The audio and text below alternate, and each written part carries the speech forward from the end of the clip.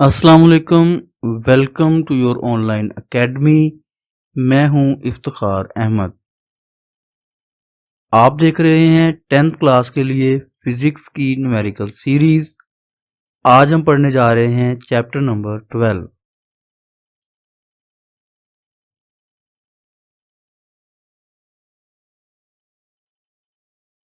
Chapter शुरू करने से पहले आइए देखते हैं वो तमाम फार्मूले जिनकी मदद से इस चैप्टर के न्यूमेरिकल्स हमने सॉल्व करना है। तो सबसे पहले हमारे पास है मिरर फार्मूला। ये फार्मूला हमारे चैप्टर में सबसे ज्यादा इस्तेमाल होगा। इस चैप्टर का ये मेन फार्मूला है। तो ये कुछ इस तरह से है कि 1/f equal 1/p plus 1/q। तो यहां पर f, p और q किन चीजों को जाहिर करते हैं, आइए देखते हैं।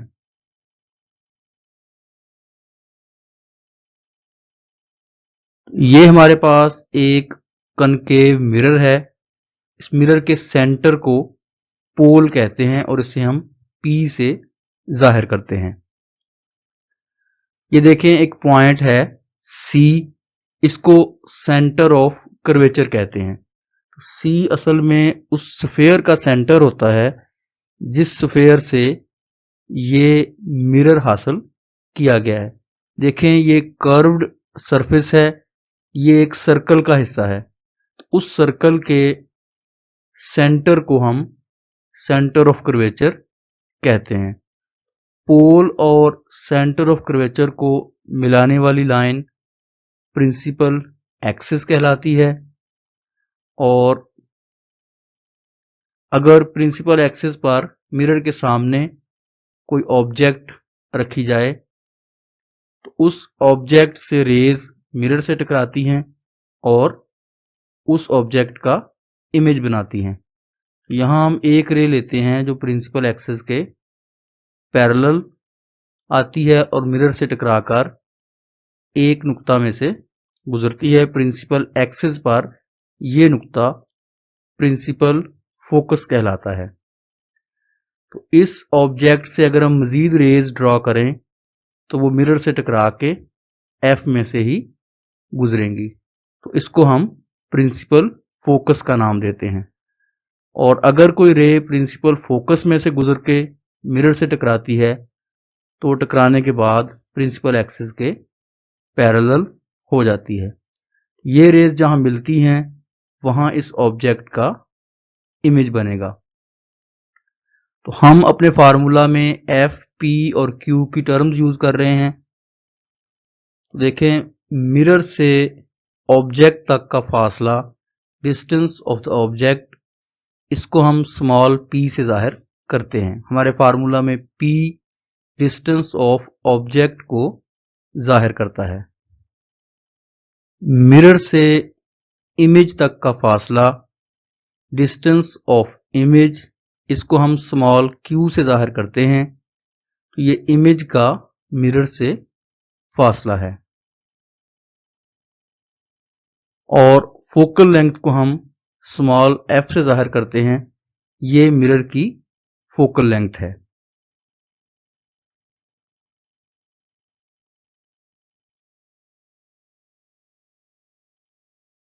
मिरर हमारे पास दो तरह के होते हैं, कनकेव मिरर और कन्वेक्स मिरर।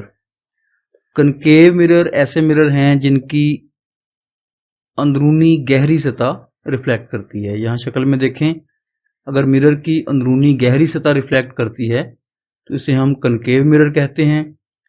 और कनकेव मिरर से इमेज वर्चुअल और रियल दोनों तरह की बन सकती है।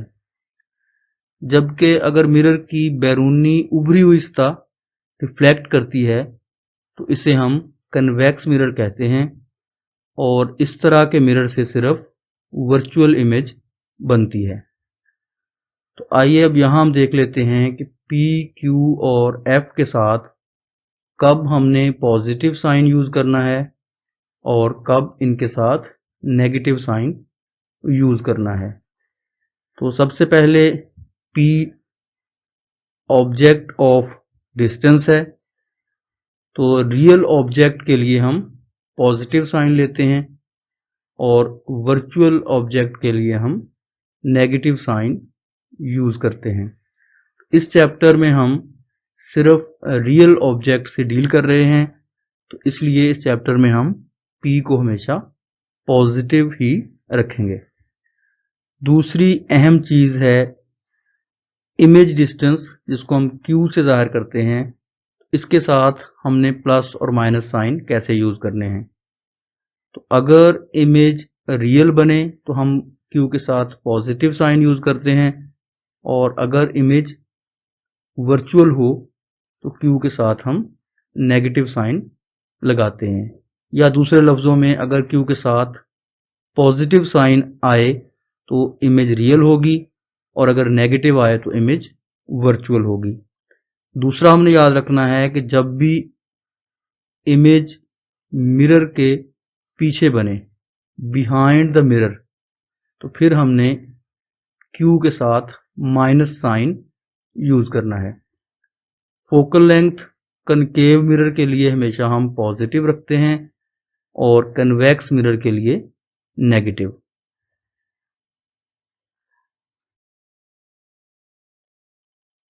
दूसरा फार्मूला जो हम इस चैप्टर में इस्तेमाल करेंगे ये है मैग्नीफिकेशन। तो मैग्नीफिकेशन दरअसल हाइट ऑफ इमेज और हाइट ऑफ ऑब्जेक्ट की निस्बत है। हाइट ऑफ इमेज और हाइट ऑफ ऑब्जेक्ट की रेशियो को हम मैग्नीफिकेशन कहते हैं। M is equal HI/HO। Magnification हम Q/P फार्मूले से भी मालूम कर सकते हैं। यानी अगर हम इमेज के डिस्टेंस और ऑब्जेक्ट के डिस्टेंस को डिवाइड करें तो वो भी मैग्नीफिकेशन M के इक्वल है। तो HI/HO और Q/P ये दोनों M के इक्वल हैं, तो इसलिए हम HI/HO इक्वल Q/P रख सकते हैं। नेक्स्ट फार्मूला हमारे पास फोकल लेंथ मालूम करने का है। तो फोकल लेंथ रेडियस को हम 2 पे डिवाइड करते हैं तो हमें फोकल लेंथ हासिल होती है। नेक्स्ट रिफ्रैक्टिव इंडेक्स के बारे में है। तो एंगल ऑफ इंसिडेंस I के साइन और एंगल ऑफ रिफ्रैक्शन R के साइन के दरमियान निस्बत रिफ्रैक्टिव इंडेक्स को जाहिर करती है, और ये refractive index second medium with respect to first medium होता है। ये दूसरे मीडियम का पहले मीडियम के लिहाज से रिफ्रैक्टिव इंडेक्स होता है। इस निस्बत को हम n से जाहिर करते हैं और ये इक्वल है साइन I/साइन R। उसके बाद पावर ऑफ लेंस है। पावर को हम कैपिटल P से लिखते हैं और P is equal 1/f। f यहां पर फोकल लेंथ है। तो अगर हमने फोकल लेंथ मालूम करनी हो तो f इज इक्वल 1/p। ये एक दूसरे के उलट हैं, और जब हम f इज इक्वल 1/p से फोकल लेंथ मालूम करेंगे तो ये हमेशा मीटर्स में होगी। पावर का यूनिट डायोप्टर है। जब हम उसको फोकल लेंथ में कन्वर्ट करेंगे तो वो फोकल लेंथ हमें मीटर्स में हासिल होगी। तो ये हैं वो फार्मूले जिनकी मदद से हमने इस चैप्टर में न्यूमेरिकल्स सॉल्व करना है। आइए देखते हैं फर्स्ट क्वेश्चन।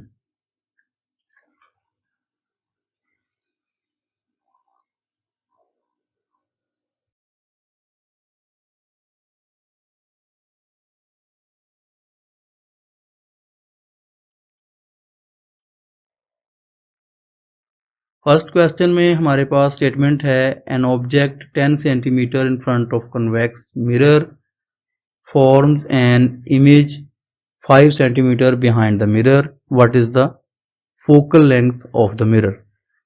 यहां हमने नोट कर लेना है कि ऑब्जेक्ट का डिस्टेंस P 10 सेंटीमीटर है और इमेज का डिस्टेंस 5 सेंटीमीटर है।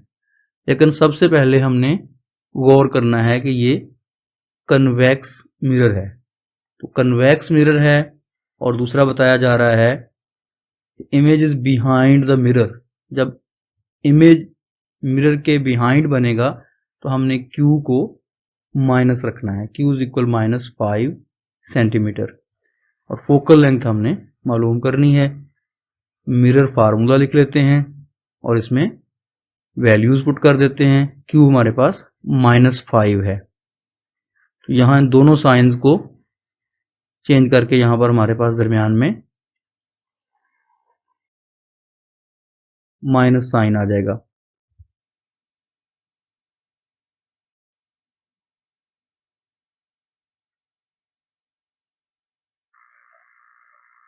यहाँ हम एलसीएम ले लेंगे। 10 और 5, 50 हमारे पास एलसीएम आ जाता है। अब 10 को 50 पे डिवाइड करें, 50 को 10 पे डिवाइड करेंगे तो 5 आ जाएगा हमारे पास, और 50 को 5 पे डिवाइड करेंगे तो 10 आ जाएगा। माइनस करने पे हमारे पास -5, और इनको डिवाइड कर लें तो -1/10। तो हमने यहाँ पर f मालूम करना है, तो इसको हम क्रॉस मल्टीप्लाई कर लेते हैं, f को 1 से और 10 को इस 1 से। तो f इज इक्वल -10 सेंटीमीटर हमारे पास फोकल लेंथ मालूम हो जाती है।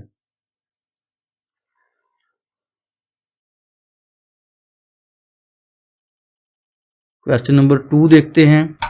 N object 30 centimetre tall is located 10.5 centimetre from the concave mirror.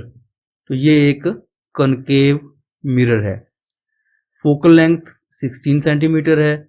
Where is the image located, image कहाँ बनेगा, यानी हमने Q मालूम करना है, इमेज का डिस्टेंस मालूम करना है। और हाउ हाई इज इट, हमने इमेज की हाइट मालूम करना है। तो हाइट ऑफ ऑब्जेक्ट 30 सेंटीमीटर है। P हमारे पास distance of the object 10.5 centimetre और फोकल लेंथ 16 सेंटीमीटर है। यहाँ कनकेव मिरर है तो फोकल लेंथ हमने मुस्बत रखनी है। Q फाइंड करना है और हमने दूसरा HI हाइट ऑफ इमेज मालूम करना है।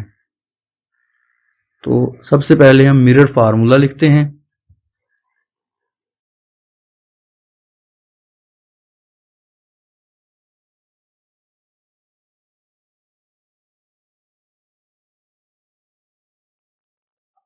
यहाँ फार्मूले में हमने वैल्यूज रखती हैं F की और P की।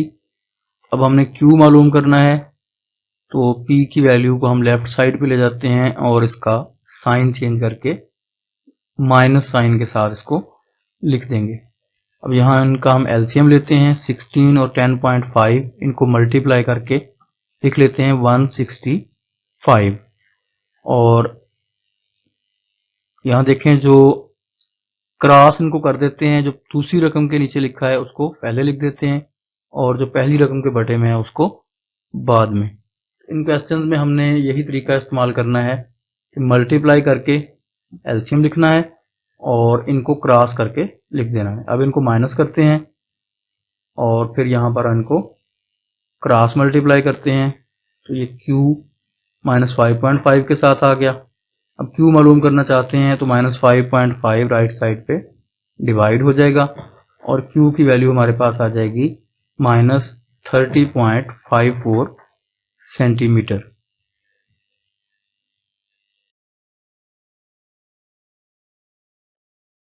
दूसरी चीज हमने यहाँ पर हाइट ऑफ इमेज मालूम करनी है, HI। इसके लिए फार्मूला होगा HI/HO इक्वल Q/P।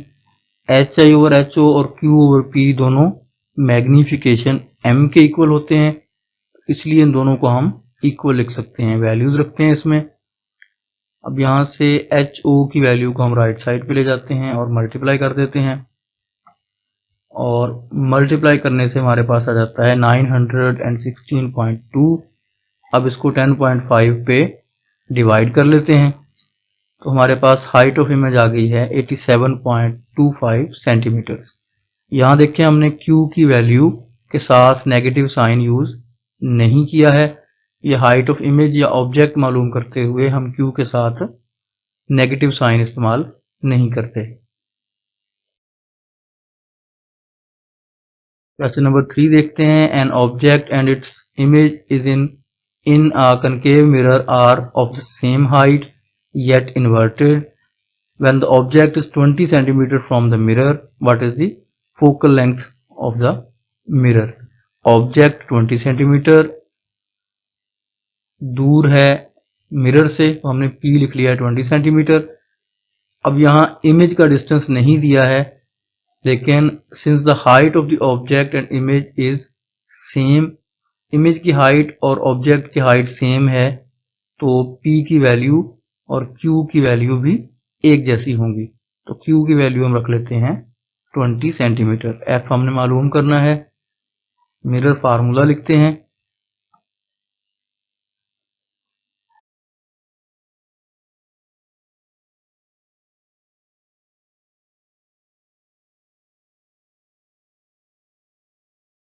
मिरर फार्मूले में हम वैल्यूज रखते हैं P और Q की, एलसीएम लेते हैं जो कि 20 होगा और 1 + 1 को ऐड कर लेते हैं।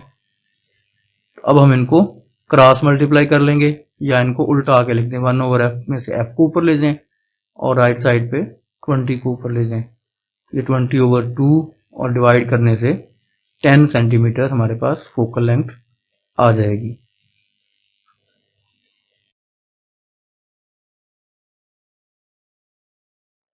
क्वेश्चन नंबर 4 देखें, find the focal length of the mirror that forms an image 5.66 centimetre behind the mirror. Image बन रहा है बिहाइंड द मिरर, लिहाजा हम Q की वैल्यू माइनस रखेंगे। Object placed at 34.4 centimetre in front of the mirror, तो object का distance है 34.4 सेंटीमीटर और इमेज का डिस्टेंस 5.66 सेंटीमीटर है। इसको हम माइनस रखेंगे क्योंकि इमेज बिहाइंड द मिरर बताई जा रही है। F मालूम करेंगे, मिरर फार्मूला लिखते हैं और उसमें P और Q की वैल्यूज रखते हैं और Q की वैल्यू का जो माइनस है ये दरमियान में आ जाएगा।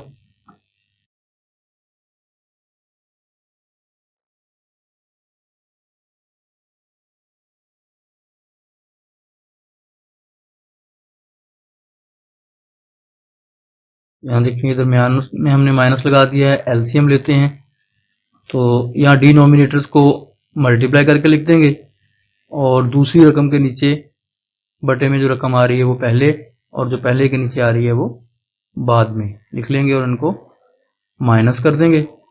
अब इनको उल्टा के लिख देते हैं, हम F को ऊपर ले जाते हैं और दूसरी तरफ भी रकमों को उल्टा लेते हैं। डिवाइड करने से F हमारे पास आ गया -6.77 सेंटीमीटर। यहाँ देखें फोकल लेंथ की वैल्यू माइनस आई है, तो इसलिए यहाँ पर ये कॉन्वेक्स मिरर होगा क्योंकि इसकी फोकल लेंथ नेगेटिव है। ये था हमारा क्वेश्चन नंबर 4।